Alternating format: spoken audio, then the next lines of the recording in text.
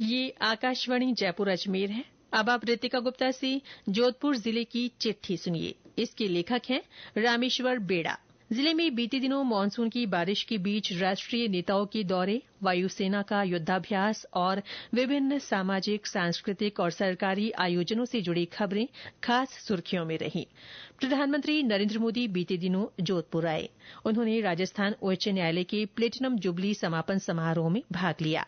इस दौरान अपने उद्बोधन में प्रधानमंत्री ने न्याय प्रणाली को देश की एकता की आधारशिला बताते हुए कहा कि न्यायपालिका ने राष्ट्रीय मुद्दों पर लगातार सजग और सक्रिय रहकर जिम्मेदारी निभाई है। समारोह में केंद्रीय कानून मंत्री अर्जुन राम मेघवाल, राज्यपाल हरिभाऊ किसनराव बागड़े और मुख्यमंत्री भजनलाल शर्मा सहित सर्वोच्च न्यायालय और उच्च न्यायालयों के न्यायाधीश तथा न्यायिक अधिकारी मौजूद रहे। इससे पहले उपराष्ट्रपति जगदीप धनखड़ ने भी इसी सिलसिले में आयोजित कार्यक्रम में भाग लिया।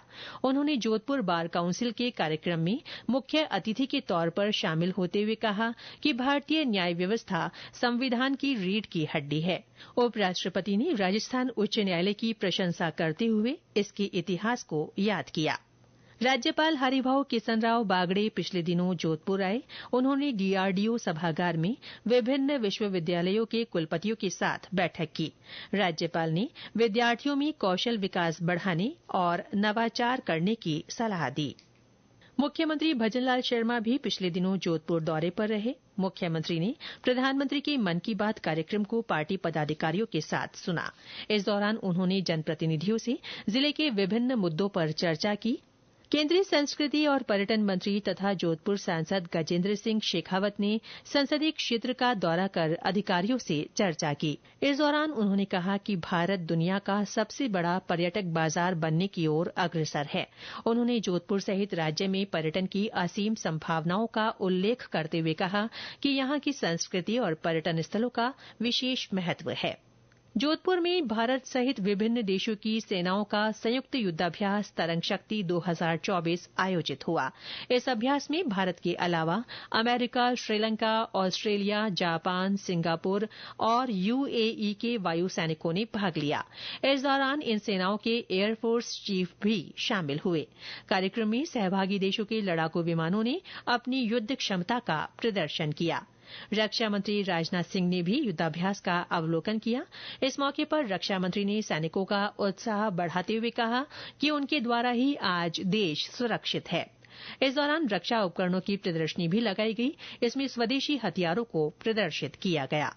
बीते दिनों जोधपुर से जयपुर होते हुए नई दिल्ली तक इलेक्ट्रिक मार्ग का काम पूरा होने के बाद फुलेरा जोधपुर मार्ग पर पहली बार इलेक्ट्रिक ट्रेन चलाई गई।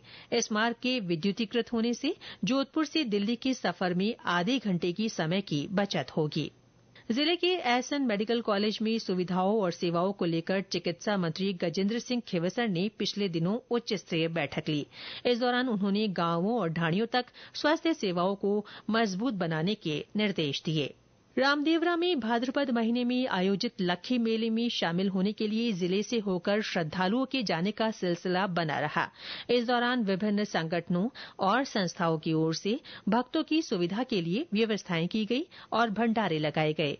मसूरिया स्थित रामदेव मंदिर में मेला भी भरा।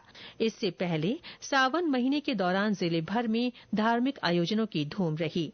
जिले के शिवालयों में भगवान शंकर के जलाभिषेक को लेकर लोगों में उत्साह बना रहा। रक्षाबंधन पर्व पर बहनों ने भाइयों की कलाई पर रक्षा सूत्र बांधे। जन्माष्टमी पर्व पर कृष्ण भगवान के जन्म का उत्सव मनाया गया। गणेश चतुर्थी पर भी धार्मिक उल्लास का माहौल रहा। जिले भर में गणेश पांडाल सजाए गए हैं, जहां रोजाना विभिन्न धार्मिक आयोजन हो रहे हैं। जिले भर में इस बार हुई अच्छी बारिश से उल्लास का माहौल है। कायलाना झील और उम्मेद सागर सहित प्रमुख जलाशयों में पानी की भरपूर आवक बनी रही। इसके साथ ही जोधपुर जिले की चिट्ठी समाप्त हुई।